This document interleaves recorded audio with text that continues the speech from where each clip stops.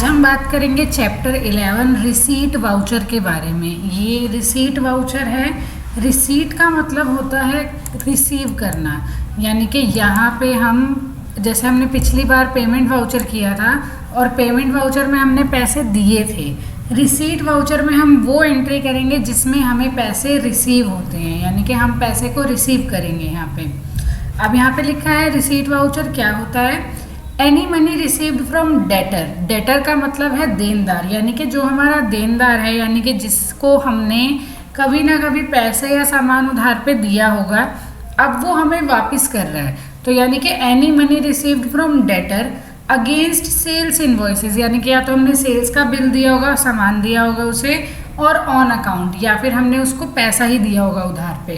तो जब वो वापस कर रहा है तो उससे जब हम पैसा रिसीव करेंगे for all transaction where money is received, और सारी की सारी वो ट्रांजेक्शन जहाँ पे हम पैसा रिसीव करेंगे आर अकाउंटेड और entered into tally using the receipt voucher.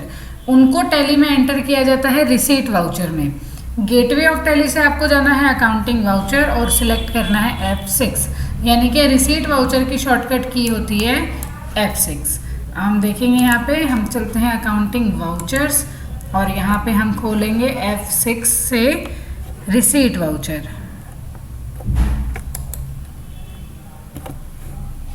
ये खुल गया हमारा रिसीट वाउचर, यहाँ पे लिखा हुआ आ गया है रिसीट वाउचर है। अब लास्ट टाइम जो हमने पेमेंट वाउचर किया था, यानी कि हमने जब F5 किया था, तो यहाँ पे पहले हमें डेबिट शो हो रहा था और अब हमें यहाँ पे क्रेडिट शो हो रहा है। दिक्कत कुछ भी नहीं है इसमें, बस हमें क्रेडिट वाली चीज़ पहले लिखनी है और डेबिट वाली बाद में। बाकी जो हमने रूल्स पढ़े थे पिछली बार वो सेम ही रहेंगे। अब हम पढ़ते हैं आगे। To view the receipt voucher screen, हम रिसीट वाउचर पे पहुंच चुके हैं। For example, if your company receive money from a customer for an earlier transaction से sales and the same is passed through receipt voucher, यानी कि आपने किसी कस्टमर को सामान दिया और उससे अब पैसा रिसीव किया, रिसीव की है money from a customer for an से सेल्स, यानी कि सेल्स के लिए। तो अब हम क्या एंट्री करेंगे, अब यहाँ पे जो पैसा है वो आ रहा है, यानी कि पैसा यानी कि कैश जो होता है वो हमारे लिए एसेट है। अब चाहे वो पैसा कैश में आ रहा है या बैंक में आ रहा है, दोनों ही हमारे लिए एसेट है, संपत्ति है। जब हम उसे रिसीव करेंगे तो वो हमारे लिए बढ़ रहा है। तो जब हमारे लिए पैसा बढ़ रहा है तो वो यहाँ पे आएगा डेबिट द बैंक अकाउंट, यानी कि अगर आपने एक चेक रिसीव किया है तो आप डेबिट करोगे उसे, या फिर अगर आपने कैश अकाउंट में पैसा लिया यानी कि कैश में पैसा आया तो डेबिट द कैश अकाउंट यहाँ पे लिखा हुआ है। और कस्टमर का अकाउंट क्रेडिट करेंगे, यानी कि हमारा देनदार है और देनदार भी हमारे लिए एसेट होता है। अब हमने जो बैलेंस शीट बनाई थी उसमें हम देखते हैं कि हमने देनदार को एसेट की साइड पे लिखा था। ये रही हमारी बैलेंस शीट और यहाँ पे हमें दे रखे हैं डेटर्स। ये देखो, जैसे डेटर दे रखा है, मान लो अर्जुन लिमिटेड से पेमेंट आई है तो हमारी एसेट की साइड है ये, यहाँ पे ये एसेट की साइड है। ये हमारी कम हो जाएगी क्योंकि फिर हम इसका बैलेंस नहीं लिखेंगे, यहाँ पे ये कम हो जाएगा 50,000 से, तो ये 9,50,000 रह जाएगा और यहाँ पे इसलिए हमारा एसेट कम हो रहा है। तो एसेट कम होता है तो उसे करते हैं क्रेडिट, और क्रेडिट किसके नाम से हो रहा है, अर्जुन लिमिटेड के नाम से। यहाँ पे लिखा हुआ भी है remember in receipt voucher the credit comes first, यानी कि क्रेडिट को पहले लिखा जाता है। उसके बाद हमें कैसे पहुंचना है ये तो हमने देख लिया। अब हमारे पास एक एंट्री है, sold old newspaper for ₹245 cash. हमने न्यूज़पेपर बेचा है जिसमें हमने 245 रुपये मिले हैं। अब ये हमारे लिए नॉर्मल सेल्स तो नहीं है, मतलब सेल नहीं किया है हमने, कोई कस्टमर नहीं है हमारा, तो यहाँ पे सिर्फ हमने क्या किया, एक ओल्ड न्यूज़पेपर बेचा है। अब ये हमारी बहुत अच्छी इनकम भी नहीं है, सिर्फ 245 रुपये की इनकम है जो हमें यहाँ पे दे रखी है। तो यहाँ पे हमें अब 245 रुपये दे रखे हैं। तो अब हमें क्या करना है कि अब यहाँ पे हमें देखना है कि कैश जो है वो है हमारा एसेट। अब हमारे पास पैसा आ रहा है तो जाहिर सी बात है कैश आ रहा है तो उसको डेबिट करना पड़ेगा, लेकिन हमें क्रेडिट में क्या लिखना है। अब यहाँ पे क्या है, कैश इंक्रीज हो रहा है, लिखा है cash received from selling old newspaper is a cash receipt and hence cash is increasing so it will be debited, debit हो रहा है। अब जब भी हम कोई पुरानी चीज़ बेचते हैं तो हम उसके लिए कोई एक स्पेशल अकाउंट नहीं खोलते, यानी कि यहाँ पे हम ओल्ड न्यूज़पेपर को क्रेडिट नहीं करेंगे। यहाँ पे हमें इनकम हो रही है। Old newspaper sold and cash received from it is a sundry income, यानी कि ये एक सन्ड्री इनकम है। सन्ड्री का मतलब होता है छोटी मोटी जो इनकम होती है, जैसे हमारे पास गुल्लक होती है तो जितने भी खुले पैसे हमारे पास बचते हैं हम उस गुल्लक में डाल देते हैं। तो यहाँ पे भी हमारे पास क्या है कि सन्ड्री इनकम एक ऐसा अकाउंट है जिसमें हम छोटी मोटी इनकम्स डाल सकते हैं, और यहाँ पे इनकम इंक्रीज हो रही है, और जब इनकम इंक्रीज होती है तो उसे करते हैं क्रेडिटेड। ये हमने लास्ट क्लास में पढ़ा था। तो हम यहाँ लिखेंगे क्रेडिट में सन्ड्री इनकम। अब हमारे पास सन्ड्री इनकम का अकाउंट नहीं है तो हम करेंगे Alt+C और यहाँ लिखेंगे सन्ड्री इनकम, और यहाँ पे आएगा हमारा इनडायरेक्ट इनकम्स। इनकम हो रही है हमें 245 रुपये की, 245 है। उसके बाद अब डेबिट में आएगा कैश, क्योंकि हमारा एसेट बढ़ रहा है। कैश 245 रुपये से कैश बढ़ गया। नेक्स्ट एंट्री है हमारे पास यहाँ पे प्रैक्टिकल एक्सरसाइज है। उसके बाद received from Bhim limited total amount due, जितना का जितना अमाउंट ड्यू था वो सारा का सारा भीम लिमिटेड ने वापस कर दिया और हमने उससे रिसीव कर लिया।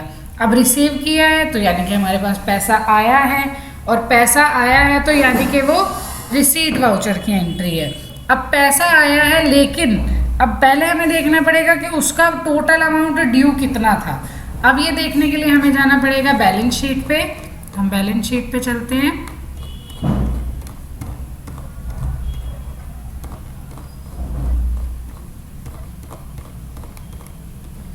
अब यहाँ पे बैलेंस शीट में हम देखेंगे तो भीम लिमिटेड हमें दे रखा है, जी दे रखा है, यहाँ पे भीम लिमिटेड हमें यहाँ पे दे रखा है, और इसका टोटल अमाउंट जो ड्यू है वो है 40,000 रुपये। अब 40 के 40,000 रुपये भीम लिमिटेड ने वापस कर दिए हैं, लेकिन उसने पूरा पैसा वापस नहीं किया है। यहाँ पे लिखा हुआ है कि उसने जो पैसा वापस किया है वो आफ्टर 1% कैश डिस्काउंट, यानी कि उसने हमसे डिस्काउंट लिया है। अब 40,000 रुपये अगर उसका अमाउंट ड्यू था और उसने 1% डिस्काउंट लिया, तो यानी कि उसने 400 रुपये का डिस्काउंट लिया, और उसने जो पैसे वापस किए वो वापस किए 39,600 रुपये। तो यानी कि हमें यहाँ पे 400 रुपये का नुकसान है। या तो हम उसे नुकसान बोल सकते हैं या हम उसे खर्चा बोल सकते हैं कि हमारा खर्चा हुआ बेमतलब का। हमारे पास आने तो 40,000 थे बट 400 रुपये कम आए। बट अब जो भी है रिलेशन बनाने के लिए, सप्लाई वगैरह के लिए हमें डिस्काउंट लेना देना पड़ता है, तो इसलिए डिस्काउंट यहाँ पे एंट्री करनी पड़ेगी। तो हम यहाँ पे लिखते हैं सबसे पहले।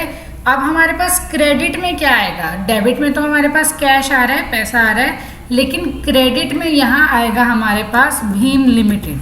अब भीम लिमिटेड मेरा डेटर है, यानी कि वो एक एसेट है। देनदार जो होता है वो एसेट होता है। एसेट इसलिए माना जाता है डेटर को क्योंकि आने वाले टाइम में हमें उससे पैसा मिलेगा। अभी तो हमने दिया, अगर हमने उधार पे पैसा दिया तो वो बढ़ के मिलेगा इंटरेस्ट में, और अगर हमने सामान बेचा तो उस सामान की कॉस्ट कम थी बट हमें उससे पैसा ज़्यादा मिलेगा प्रॉफिट के साथ। तो यहाँ पे उसने टोटल अमाउंट जो उसका ड्यू था उसने वापस किया है, यानी कि जो भीम लिमिटेड है वो बैलेंस शीट में से, एसेट साइड में से 40,000 रुपये कम हो जाएंगे। अब हमें सिलेक्ट करने पड़ेंगे बिल नंबर, तो वो दोनों ही बिल की पेमेंट कर रहा है, तो अगेंस्ट रेफरेंस पहला बिल और अगेंस्ट रेफरेंस में दूसरा बिल, यानी कि दोनों बिल की एंट्री हो गई है। डेबिट में आएगा हमारे पास कैश, क्योंकि उसने पैसा दिया, लेकिन उसने पूरे के पूरे 40,000 वापस नहीं किए हैं, उसने वापस किए हैं 39,600 रुपये। तो यहाँ पे देखेंगे कि दोनों जो है अकाउंट मैच नहीं कर रहे हैं। यहाँ आ रहा है 39,600 और यहाँ आ रहा है 40,000। तो हमें क्या करना पड़ेगा? हमें अब एक अकाउंट खोलना है Alt+C करके, और यहाँ लिखना पड़ेगा डिस्काउंट अलाउड, यानी कि हमारी तरफ से उसने डिस्काउंट लिया तो ये डिस्काउंट अलाउड है, और ये मेरे लिए खर्चा है। नुकसान की बात है तो इनडायरेक्ट एक्सपेंसेस, और जब भी हमारा खर्चा बढ़ता है, एक्सपेंस बढ़ता है, तो हम उसको डेबिट करते हैं। तो यहाँ पे अपने आप ही 400 रुपये आ गए, क्योंकि 400 रुपये का डिफरेंस आ रहा था। अब दोनों डेबिट साइड और क्रेडिट साइड दोनों ही 40 रुपये से मैच कर गए हैं, टैली हो गए हैं। यहाँ पे इसको कर लेंगे एक्सेप्ट। जब भी हम वाउचर की एंट्री करते हैं और हमें सारे के सारे वाउचर देखने होते हैं अपने, तो हम एस्केप से पीछे जाएंगे और यहाँ से डिस्प्ले पे हम जाएंगे डे बुक पे। अब आप देखोगे कि सारे के सारे वाउचर जो हमने कल किए थे पेमेंट वाले और आज वाले भी हमें दिख रहे हैं। Alt+F1 करेंगे तो हमें ये सारे बड़े होकर दिखेंगे, यानी कि यहाँ पे जनरल एक्सपेंसेस कैश है, सैलरी बैंक ऑफ बड़ौदा से है, तो यहाँ हमें थोड़ा सा डिटेल्ड वर्जन दिखेगा इसका। अब आगे चलते हैं। अगली एंट्री है received interest from alpha technologies private limited. Alpha technologies से हमने इंटरेस्ट रिसीव किया है, यानी कि हमें पैसा मिला है। तो पैसा मिला है यानी कि कैश आया है, यहाँ पे लिखा हुआ भी है कि हमें जो पैसा रिसीव हुआ है वो कैश में रिसीव हुआ है। अब कैश रिसीव हुआ है और कैश एसेट है तो हमें उसे डेबिट करना पड़ेगा, और अल्फा टेक्नोलॉजीज हमें इंटरेस्ट दे रहा है, तो जाहिर सी बात है हमने उसको पैसा उधार पे दिया होगा, तभी तो वो इंटरेस्ट दे रहा है, और जब हमने उसे पैसा उधार पे दिया तो वो हमारा डेटर है। और वैसे भी देखा जाए तो इसका हमें यहाँ पे काम नहीं है, हमारा डेटर पैसे वापस नहीं कर रहा, लेकिन हमारी इनकम कहाँ से हो रही है?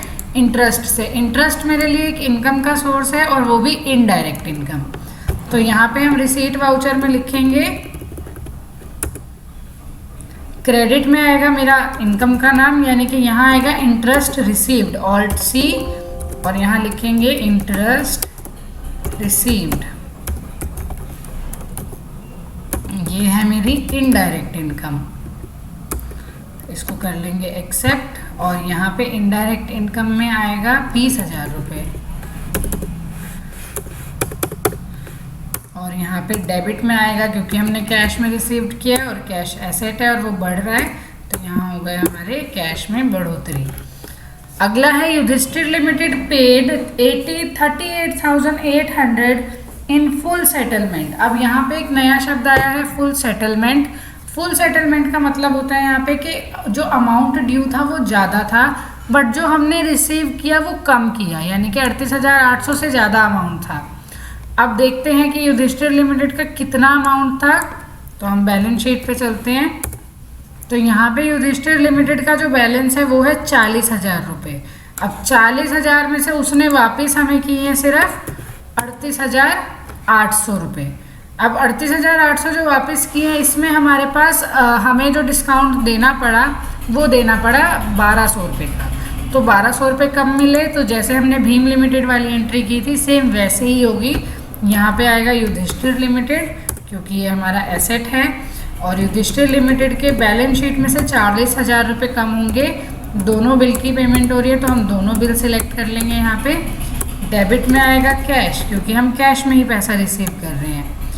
कैश में हमने रिसीव किया 38,800 रुपये, और डेबिट में आएगा हमारा डिस्काउंट अलाउड क्योंकि हमें डिस्काउंट अलाउ करना पड़ा 1,200 रुपये का। अगला है Arjun limited paid 29,000 in full settlement against bill number ARJ001129 by cheque drawn on HDFC bank dated 7 May. Cheque number दे रखा है और चेक को डिपॉजिट किया है UTI बैंक में। अब यहाँ पे कंफ्यूज करने के लिए हमें दो बैंक के नाम दे रखे हैं, एक HDFC बैंक और एक UTI बैंक। अब हमारा जो बैंक अकाउंट है वो है UTI बैंक, यानी कि जिस कस्टमर ने या हमारे डेटर ने उसका जो अकाउंट है वो HDFC में है, इसलिए उसने HDFC का चेक दिया है, बट हमने उसे UTI बैंक में डिपॉजिट किया, तो हमारा जो बैलेंस बढ़ेगा वो UTI में बढ़ेगा। और अर्जुन लिमिटेड ने 29,000 रुपये दिए फुल सेटलमेंट में, यानी कि यहाँ पे भी कुछ ना कुछ डिस्काउंट है। अब 29,000 रुपये उसने किस बिल के अगेंस्ट में किए हैं? उसने अपना टोटल अमाउंट पे नहीं किया, सिर्फ उसने इस बिल नंबर की पेमेंट की है। अब हम देखते हैं कि इस बिल नंबर पे अमाउंट कितना ड्यू था। देखते हैं हम, अर्जुन लिमिटेड का ये वाला बिल नंबर है 129 वाला, और इस पे यहाँ पे 30,000 रुपये ड्यू हैं। तो 30 के बदले में उसने जो हमें वापस किए हैं वो किए हैं सिर्फ हमें अभी यहाँ पे 29,000 रुपये, तो 1,000 रुपये कम है। तो यहाँ पे हमें वही सेम एंट्री अर्जुन लिमिटेड 30,000 रुपये से यहाँ सिलेक्ट करेंगे बिल नंबर। अब हम यहाँ पे दोनों बिल नंबर सिलेक्ट नहीं करेंगे, सिर्फ एक सिलेक्ट करेंगे क्योंकि एक की ही पेमेंट हो रही है। लेकिन हमने पैसा जो रिसीव किया है वो किया है UTI में, और UTI में हमारे पास आए हैं 29,000 रुपये।